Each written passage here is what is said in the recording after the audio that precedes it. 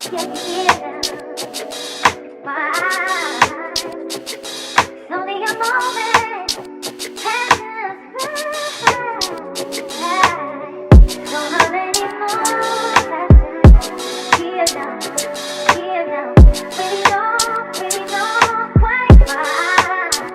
silly.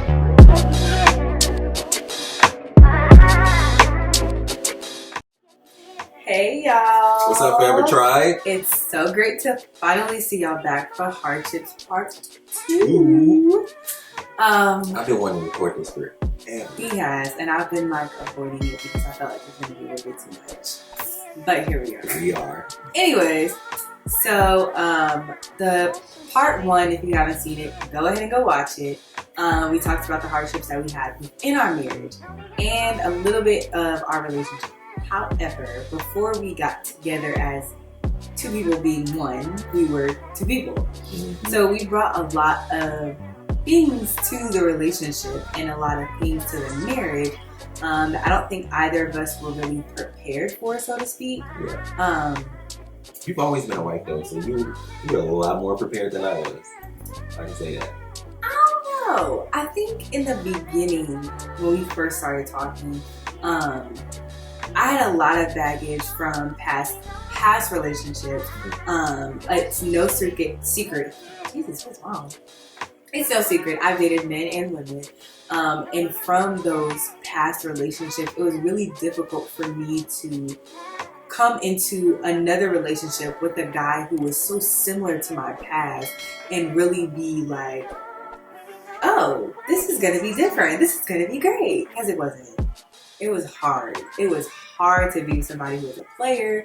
It was hard to be with somebody who, no offense, but a bunch of people had, and you were this virgin. It was really difficult to come into a common situation with a brand new heart to offer to somebody, but with that had wounds, it still had wounds. It was really difficult, and I already came to the relationship guarded. I came not necessarily not trusting him, but I came ready to be like, nope. Yes.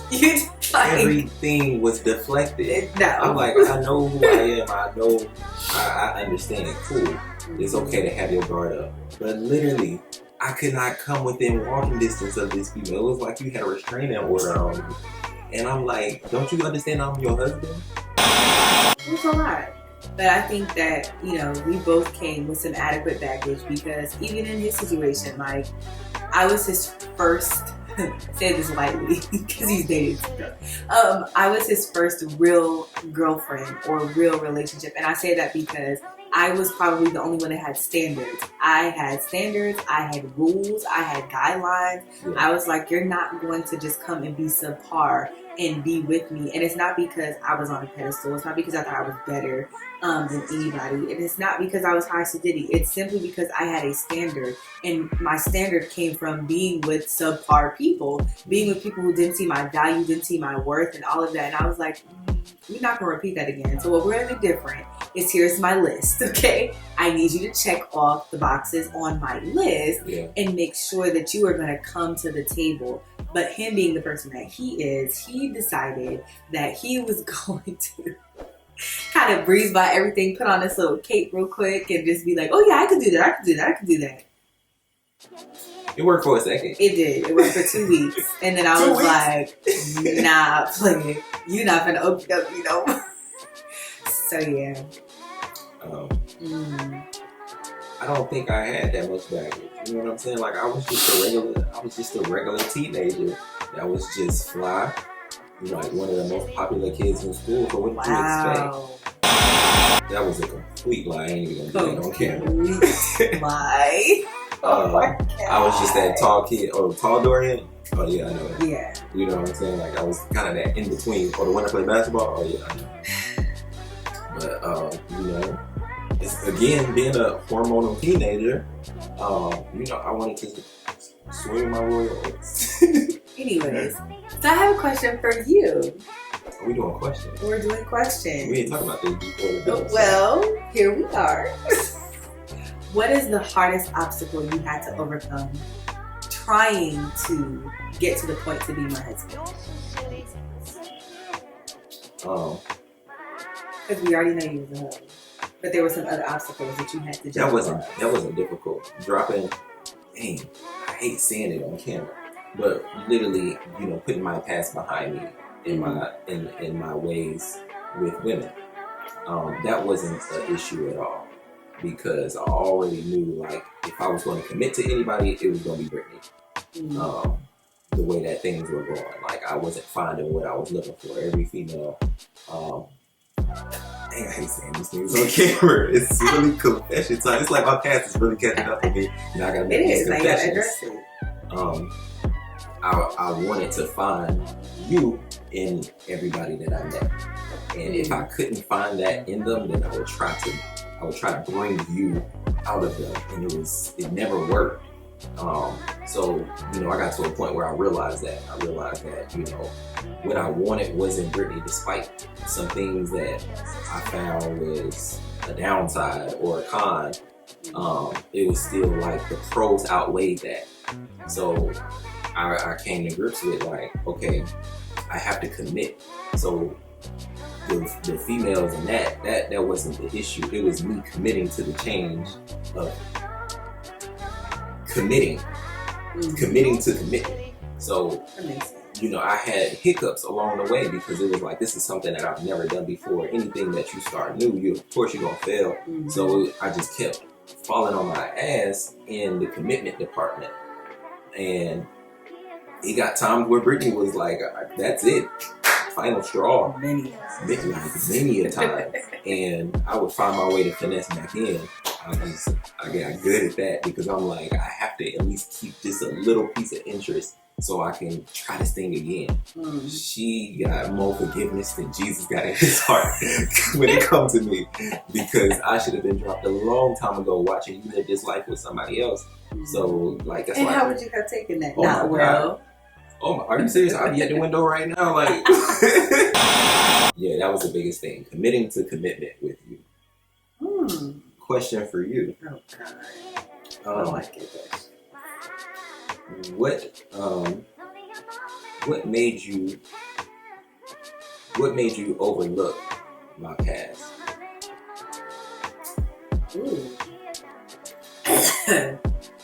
I don't necessarily think I overlooked your past. I think after having a conversation, when we got to the point of marriage, after having a conversation with your mom and your grandmother and hearing their story of what they had to overcome to get to their point of marriage, it was a lot for me to assess at that moment, because one of the things that your grandmother said is, if you're going to be with him, then be with him.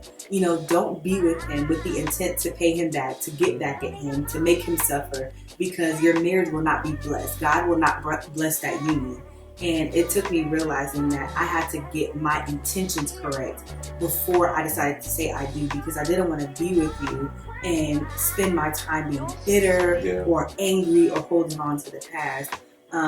So I had to forgive you. And I think somebody messaged me and asked me this question, like, way in the beginning when we first started everything. I had to learn forgiveness very early on. And it wasn't forgiveness and forgetting. It was forgiveness and understanding that you had to literally tap into God to get you through those moments when you remembered. And what sucked for me is, because I knew so many of the girls that he dealt with sexually, it kind of messed with me. Like, the enemy was really heavy when we were being intimate. I would have flashes and see the girls or hear them, and it would just not hear them like when they were having sex, but hear their voices like talking to me or anything. And it's just like, you chose right now. I'm literally right here at the cusp of my horizon, and you gonna tell me at this moment, oh, let me just think of this girl. Like, why?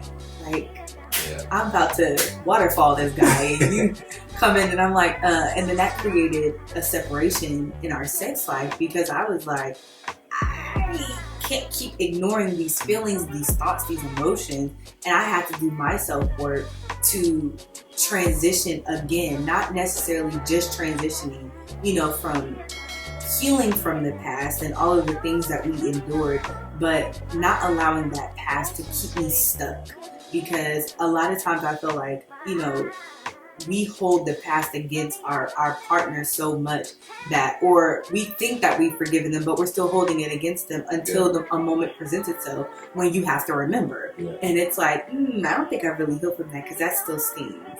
And that's why it's so easy for us to talk about the past now, because I feel like I've healed from it. Like, we can drop names and talk about the females. We can talk about the instances, and it doesn't,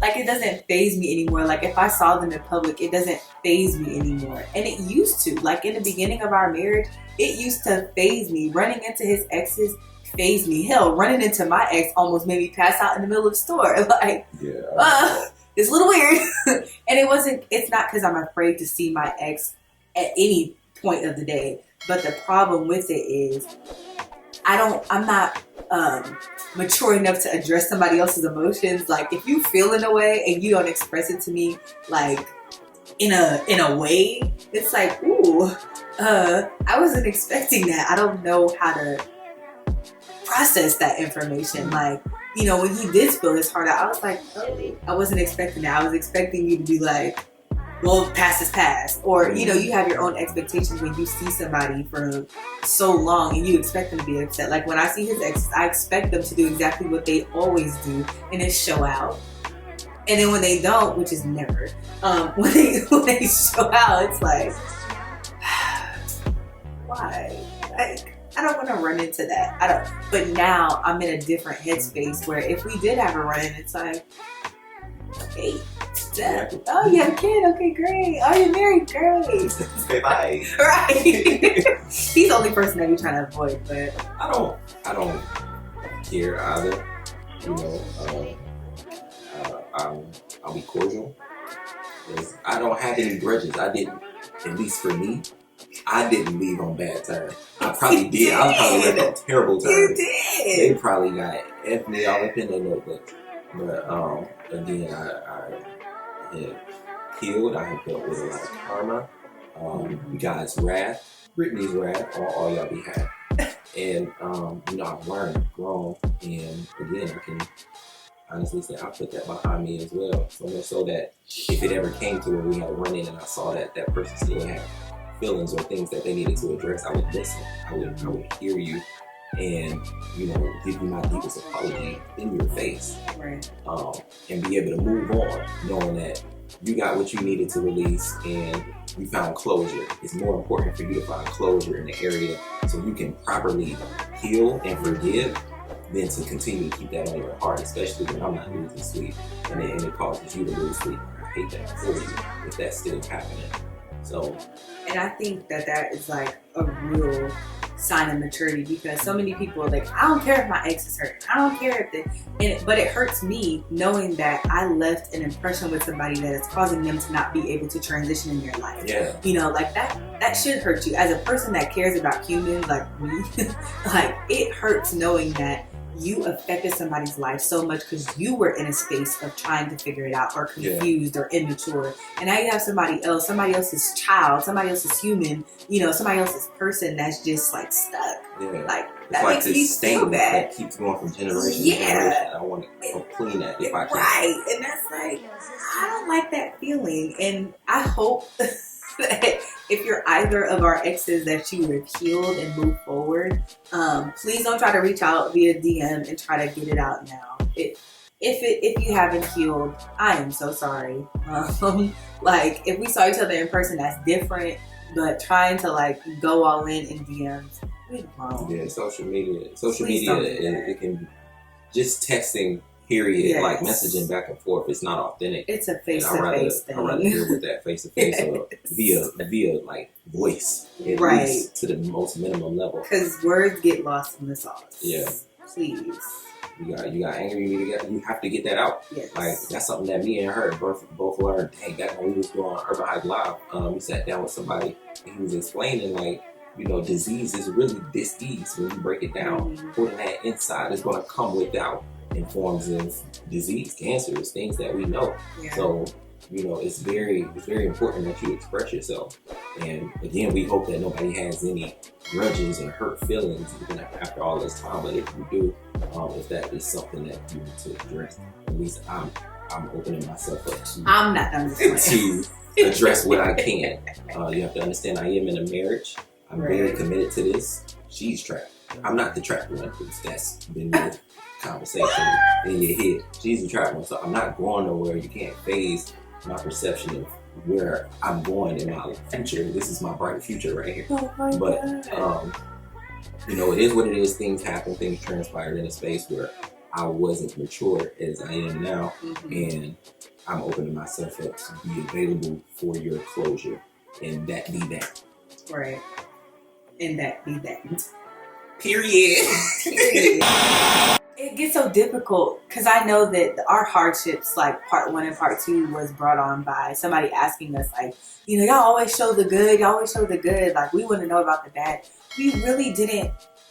Within our marriage, I can say, we didn't really go through so many horrible things within our marriage. We've gone through not having our own home for 5 years. We've gone through living in one room with our children and sharing a bathroom and only having, you know, condiment shelves for our food in the refrigerator, or having a pots cabinet for our dry foods, or having to use the closet in our bathroom for, you know, food overflow.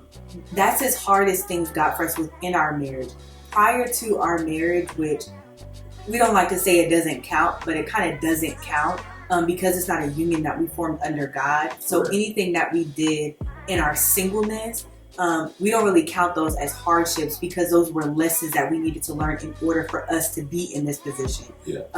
So it's not really hardships or hardness, but we have gone through a lot. Like we've gone through some physical, mental, and emotional trauma, abuse from each other. Like there have been a lot of things that have transpired to get us to this point. And we did talk a little bit about it on our live Sunday.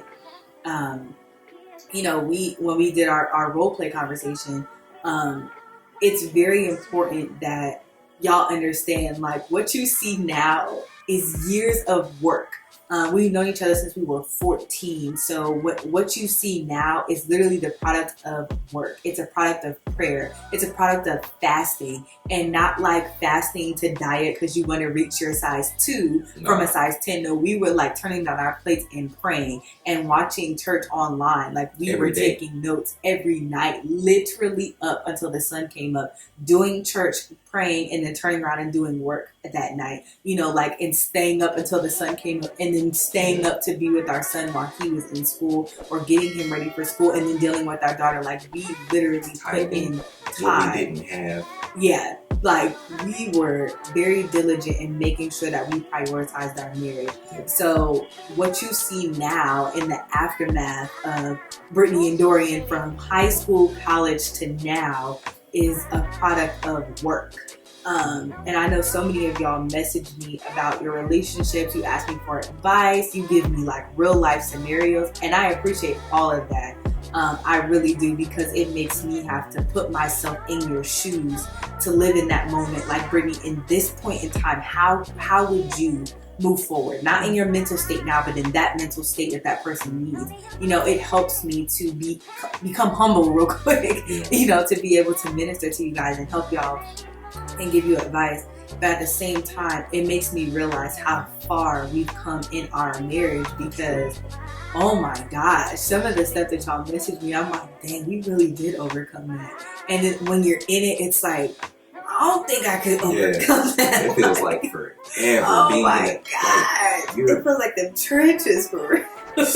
And to be honest, it's still the trenches for us, because we know our potential as a marriage. We have a goal that we're trying to reach. So right now, y'all looking at us like, oh, they're the end product. And we're like, no, we just beginning. We are. You know, it's great for us to have our chemistry right now. I mean, like, for where we're at. But where we're going requires so much more work. Yeah. So it's all perspective at the end of the day. But understand, the situation ain't forever. It's just a season. It has to happen in order for you to know what to bring to the next season. It's a lot. We went from being like recluse hermit crabs to now like we go out in public and people know us. Like it's a little weird. That's the truth. That's why I be trying to tell y'all, like, we ain't no celebrities. Don't be trying to just pop up on it. If you see us, hey, see y'all on Facebook. Okay, cool. Right. Let's move. As for pictures, that's a lot. I'm not saying that we're not going to do it. We welcome we it. will. We love that. You know what I'm saying? We get in the car talking about it like, yo, that was a trip. But Yeah. it's just like, man, we this was not predicted. You know what I'm saying? This wasn't something that we was like, oh, let's get to the drawing board. We're going to do this with our marriage. I was cool just posting her on my Instagram like Women Candy Wednesday, Throwback Thursday. And now it's become something where we can actually use our voice to help. Yeah. So, and that's so much bigger than us. Like, we, to be honest, y'all, we stood in our bathroom at her mother's house. I was just about to talk about that. It was, whatever time it was, the kids had just went to sleep. So it's nighttime. We in the dark, in the middle of, with a night light in the bathroom, holding hands, and we're praying to God to use us as vessels. Stood in commitment with each other and with God, and was like, use us, whatever that means. And from then, it seems like the prayer went to the devil almost, rather than God, because it was like all hell had broke loose. Literally, and less than 24 hours later. God, you ain't understand the assignment. Like, let's rephrase what we just asked. We said vessels, not like a punching bag. Exactly. Not hell-bound punching bags. Like, good night. Yes. But it did strengthen us, and I can say from that prayer moment to now, we see why. Completely different people, completely different hearts, mindsets, everything. Yeah. Like, everything is just so different. Yeah, it's fluid. So different. It is fluid. I can honestly say that I have had more fun with you in this year of marriage. We're moving into year 6. I've had more fun with you in this year of marriage than ever. And I think it's really because of social media. Yeah, it's turned like it. Y'all keep us having to bring the best out of each other for skits. And, it's been fun. Yeah. Look at you, old man. You actually fun. You know what? That's gonna be 30 in the next few days. Our marriage has definitely taken a completely different, exciting toll, and I am very honored to call this man my husband, and I am stop it. I'm just as honored to be her husband. Like, honestly, you can ask her. I listen to audiobooks now. I read books, how to be a good husband. I read the U version app plans, how to be a good man. Listen, I'm on a mission because she deserves somebody that's like swept off their feet. You know, you deserve that. Like, honestly. So for somebody like this insufficient, I wasn't gonna go that far. I said insufficient. That was far enough. I didn't meet the requirement. So to hear her say that, I feel accomplished. Like I wanted to be a rapper. I wanted to be as big as Drake, and you know that turned out how it turned out. But now I'm finding more satisfaction in being not just your husband, but being like the best that I can be for you and our family and other people. Like, serving is becoming more satisfying than being served. It's like, man, you really helped me change my heart. And this is why she's my guardian angel. This is facts, man. I ain't trying to impress you. I wanted to say it off of camera to your face, but there you go. So what is the hardest thing that you feel like we're enduring right now, outside of finances? Y'all, please, let me make this very clear. So many people like to flex and flaunt. They like to show when they go shopping and, you know, them being out at all these fancy places and they just got money. We ain't one of them people, okay? Yeah. We got 2 kids. At least not yet. Not yet. We live a very modest life. We are middle-class citizens, so don't think that... Who would give us that? This is middle-class, like, we see it. Yeah. We see it. You know, we are becoming... Yeah. And it's cool, like... It I'm comfortable and I'm very content because honestly, I'm starting to really understand like an old head. Like, I'm rich in spirit, right? And I feel rich in my health, in my family. Like, that nobody can take away, and that's why I feel like empowered when I walk out and I may see somebody getting out of the Lambo. I feel that feeling that they feel as we get out of our family Jeep. But I say all that to say, don't think just because you see us prospering with followers on social media, that makes us above a class. Even if we were millionaires, we're still gonna dress like this, we're still gonna look like this, because we have to be reachable to the people that need to reach us at all times. And that is what we signed up for as influencers. That's what we signed up for as vessels. So our hardship right now is probably finances, as far as I can say. And I had to be blunt with y'all and share that, because I feel like a lot of times people do flex on social media like, we're perfect, everything's great. We're not. Yeah. Like, I think that right now, the hardest thing for me personally, outside of finances with us as a couple, is being a mom. Like, it is hard. It is hard. I think that I literally break down mentally every single day being a mom. Like, that is my hardship right now. That's about it. What is your hardship? We in the same boat. I'm not struggling with anything. I think, to be honest, it's finding my next avenue individually. For those of y'all that may know me outside of Happily Ever Alphin, I was trading. I still trade, but it's not as in your face as much as it was because I was in that organization, INL. So, like if I post a video on YouTube, it's just because I want to. So it's like, now I'm kind of trying to find my own lane outside of our lane. Right. So, but yeah, finances, I mean, we get by, but that's what it is right now. Don't look at TikTok talking about, oh, they got 100,000 followers. I bet they get $1,000 a day. You want us to post a screenshot? You want us to post a screenshot? That's why we say subscribe to the YouTube, because we need some monetization going on. But, I mean, I'd rather keep it transparent with y'all and help y'all understand, like, y'all are watching a mirror. You know what I'm saying? This can be you and your spouse. Y'all go through y'all own roles. Don't wish what we have for y'all. Pray for what God has for y'all, and He'll see that to flourish. But yeah, this is us. I keep trying to tell y'all, we real basic. We're just. And you keep dropping that basic word on my name. Listen, I like being basic because that means that if I show out and I do something extravagant, then it's like. I get it. I'm trying to, every time you see me step out there. Story. No, yes. But thank y'all. We'll see you on the next video. Bye.